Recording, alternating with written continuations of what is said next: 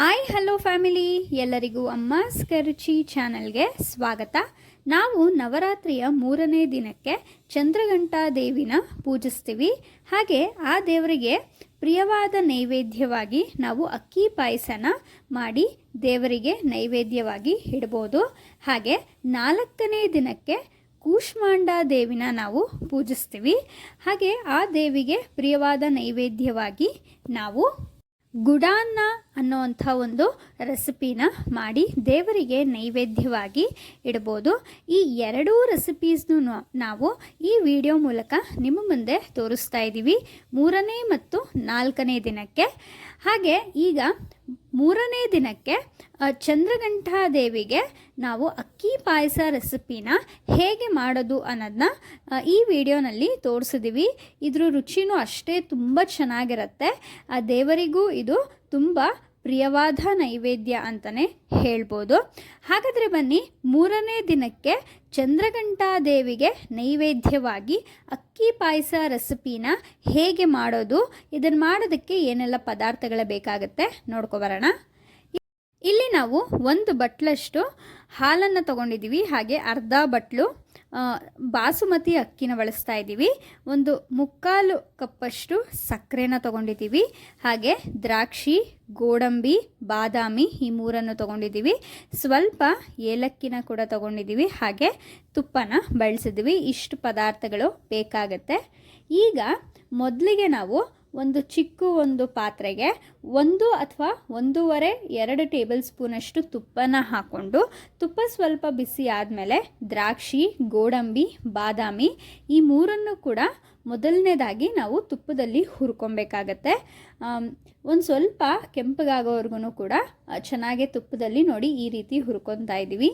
ಅದಾದಮೇಲೆ ಒಂದು ಕುಕ್ಕರ್ಗೆ ನಾವು ತೋರಿಸ್ತಿರೋವಂಥ 1 ಗ್ಲಾಸಿನ ಕ್ವಾಂಟಿಟಿನಲ್ಲಿ 1 ಗ್ಲಾಸಷ್ಟು ನೀರನ್ನು ಹಾಕಿ ಇದಕ್ಕೆ 1 ಬಟ್ಲಷ್ಟು ಹಾಲನ್ನು ಹಾಕೋತಾ ಇದ್ದೀವಿ.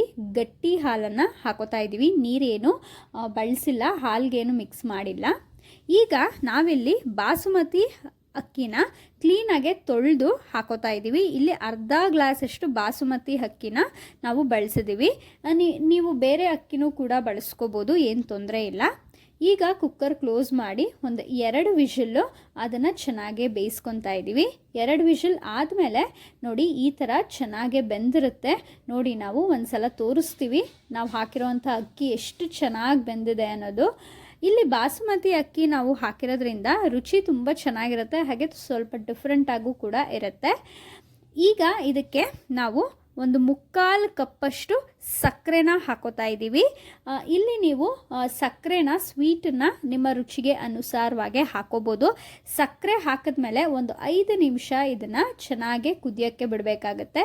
ಅದಾದಮೇಲೆ ನಾವಿಲ್ಲಿ ಅರ್ಧ ಟೇಬಲ್ ಸ್ಪೂನಷ್ಟು ಏಲಕ್ಕಿ ಪುಡಿನ ಹಾಕಿ ಇದ್ರ ಜೊತೆಗೆ ನಾವು ಹುರಿದಿಟ್ಕೊಂಡಿರುವಂಥ ದ್ರಾಕ್ಷಿ, ಗೋಡಂಬಿ, ಬಾದಾಮಿ ಹಾಕೊತಾ ಇದ್ದೀವಿ. ಹಾಕಿ ಚೆನ್ನಾಗೆ ಮಿಕ್ಸ್ ಮಾಡ್ಕೋತಾ ಇದ್ದೀವಿ. ನೋಡ್ತಾ ಇರ್ಬೋದು, ಇದನ್ನು ಚೆನ್ನಾಗೆ 5 ನಿಮಿಷ ಕುದಿಯೋಕ್ಕೆ ಬಿಡಬೇಕಾಗತ್ತೆ. ಕೊನೆಯದಾಗಿ ಇದಕ್ಕೆ 2-3 ಟೇಬಲ್ ಸ್ಪೂನಷ್ಟು ತುಪ್ಪನ ಹಾಕಿ ಸ್ಟವ್ ಆಫ್ ಮಾಡಿದ್ರೆ ಆಯಿತು. ಅಕ್ಕಿ ಪಾಯಸ ರೆಡಿಯಾಗೋಗುತ್ತೆ. ನೋಡಿದ್ರಲ್ಲ, ನವರಾತ್ರಿಯ 3ನೇ ದಿನದ ಚಂದ್ರಘಂಟಾ ದೇವಿಗೆ ವಿಶೇಷವಾಗಿ ನಾವು ಅಕ್ಕಿ ಪಾಯಸ ರೆಸಿಪಿನ ತುಂಬ ಸುಲಭವಾಗಿ ಹಾಗೆ ಅಷ್ಟೇ ರುಚಿಯಾಗಿ ಮಾಡಿ ದೇವರ ನೈವೇದ್ಯಕ್ಕೆ ನಾವು ಅರ್ಪಿಸ್ತೀವಿ. ಇದು ರುಚಿ ತುಂಬ ಚೆನ್ನಾಗಿರುತ್ತೆ. ನೀವು ಕೂಡ ನಾಳೆ ಬರುವಂಥ 3ನೇ ದಿನದ ನವರಾತ್ರಿ ಪೂಜೆಗೆ ಈ ಪ್ರಸಾದನ ಮಾಡಿ ದೇವರಿಗೆ ನೈವೇದ್ಯವಾಗಿ ಇಡಿ. ಈಗ ನಾವು 4ನೇ ದಿನಕ್ಕೆ ಕೂಷ್ಮಾಂಡ ದೇವಿನ ಪೂಜಿಸಲಾಗುತ್ತೆ ನವರಾತ್ರಿಯಲ್ಲಿ. ಹಾಗೆ ಆ ದೇವರಿಗೆ ತುಂಬ ಪ್ರಿಯವಾದ ನೈವೇದ್ಯ ಅಂದರೆ ಗುಡಾನ್ನ ರೆಸಿಪಿ. ಇದು ಬೆಲ್ಲನ ಬಳಸ್ಕೊಂಡು ಮಾಡುವಂಥ ಒಂದು ಸಿಹಿಯಾದ ಪ್ರಸಾದ. ಈ ರೆಸಿಪಿನ ಹೇಗೆ ಮಾಡೋದು ಅಂತ ನಾವು ನೋಡ್ಕೊಂಬರೋಣ ಬನ್ನಿ.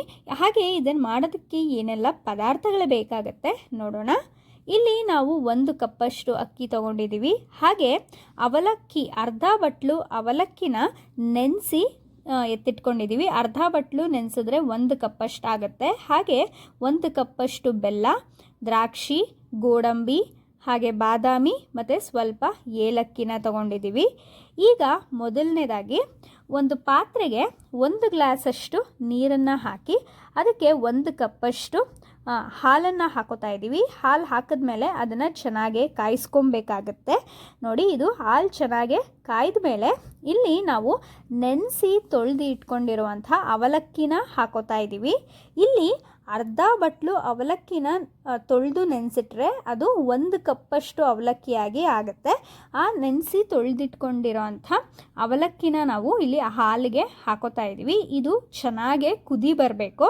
ಒಂದು 5ರಿಂದ 10 ನಿಮಿಷ ಚೆನ್ನಾಗೆ ಬೇಯಿಸ್ಕೊಂಡ್ರೆ ಅದು ಚೆನ್ನಾಗೆ ಕುದಿ ಬರುತ್ತೆ. ಕುದಿ ಬಂದ ಮೇಲೆ ಇದಕ್ಕೆ ನಾವು 1 ಕಪ್ಪಷ್ಟು ಬೆಲ್ಲನ ಹಾಕೋತಾ ಇದ್ದೀವಿ. ಬೆಲ್ಲ ಹಾಕಿದ್ಮೇಲೆ ಒಂದು 2 ನಿಮಿಷ ಬಿಡಬೇಕಾಗತ್ತೆ, ಆದ್ದರಿಂದ ಬೆಲ್ಲ ಕರಗುತ್ತೆ. ಬೆಲ್ಲ ಕರಗೋ ಅಷ್ಟರಲ್ಲಿ ನಾವು ಒಂದು ಚಿಕ್ಕ ಪಾತ್ರೆಗೆ 1ರಿಂದ 2 ಟೇಬಲ್ ಸ್ಪೂನಷ್ಟು ತುಪ್ಪನ ಹಾಕೊಂಡು ಇದಕ್ಕೆ ದ್ರಾಕ್ಷಿ, ಗೋಡಂಬಿ, ಬಾದಾಮಿ ಈ 3 ಕೂಡ ಹಾಕಿ ಇದನ್ನು ತುಪ್ಪದಲ್ಲಿ ಚೆನ್ನಾಗಿ ಹುರ್ಕೊಬೇಕಾಗತ್ತೆ. ಸ್ವಲ್ಪ ಕಲರ್ ಚೇಂಜ್ ಆಗೋವರೆಗೂ ಕೂಡ ಚೆನ್ನಾಗೆ ಹುರ್ಕೊಳ್ಳಿ.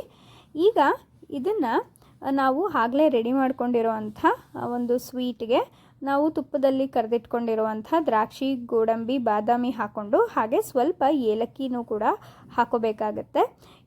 ನೋಡಿದ್ರಲ್ಲ ಎಷ್ಟು ಸುಲಭವಾಗಿ ಗುಡಾನ್ನ ರೆಸಿಪಿ ರೆಡಿಯಾಗೋಯ್ತು. ಇದನ್ನು ನಾವು ನವರಾತ್ರಿಯ 4ನೇ ದಿನದ ಕೂಷ್ಮಾಂಡ ದೇವಿನ ಪೂಜಿಸಬೇಕಾದ್ರೆ ತಾಯಿಗೆ ಶ್ರೇಷ್ಠವಾದ ನೈವೇದ್ಯವಾಗಿ ನಾವು ಈ ಗುಡಾನ್ನ ರೆಸಿಪಿನ ಮಾಡಿ ದೇವರಿಗೆ ಪೂಜೆ ಮಾಡಬೇಕಾದ್ರೆ ನೈವೇದ್ಯವಾಗಿ ಅರ್ಪಿಸ್ಬೋದು. ನೋಡಿದ್ರಲ್ಲ, 3ನೇ ಮತ್ತು 4ನೇ ದಿನದ ನವರಾತ್ರಿಯ ಹಬ್ಬದ ವಿಶೇಷವಾಗಿ ನಾವು ಅಕ್ಕಿ ಪಾಯಸ ಹಾಗೆ ಗುಡಾನ್ನ ರೆಸಿಪಿನ ಪ್ರಸಾದವಾಗಿ ದೇವರಿಗೆ ಶ್ರೇಷ್ಠವಾದ ನೈವೇದ್ಯ ಅಂತ ಅರ್ಪಿಸ್ತೀವಿ. ಈ ರೆಸಿಪಿ ನಿಮಗೆಲ್ಲ ಇಷ್ಟ ಆಗಿದೆ ಅಂತ ಭಾವಿಸ್ತೀನಿ. ಇಷ್ಟ ಆಗಿದ್ರೆ ಅಮ್ಮಾಸ್ ಕೈ ರುಚಿ ಚಾನಲ್ನ ಸಬ್ಸ್ಕ್ರೈಬ್ ಮಾಡ್ಕೊಳ್ಳಿ. ಹಾಗೆ ಲೈಕ್, ಶೇರ್, ಕಮೆಂಟ್ ಮಾಡಿ. ಮತ್ತೆ ಇನ್ನೊಂದು ವಿಡಿಯೋದೊಂದಿಗೆ 4ನೇ ದಿನದ ಮತ್ತು 5ನೇ ದಿನದ ದೇವಿಗೆ ಶ್ರೇಷ್ಠವಾದ ಪ್ರಸಾದದ ರೆಸಿಪಿ ಜೊತೆಗೆ ನಿಮ್ಮ ಮುಂದೆ ಬರ್ತೀನಿ. ಅಲ್ಲಿವರೆಗೂ ಕಾಯ್ತಾ ಇರಿ ಅಂತ ಹೇಳ್ತಾ ಈ ವಿಡಿಯೋ ನೋಡಿದ್ದಕ್ಕಾಗಿ ಎಲ್ಲರಿಗೂ ಧನ್ಯವಾದಗಳು.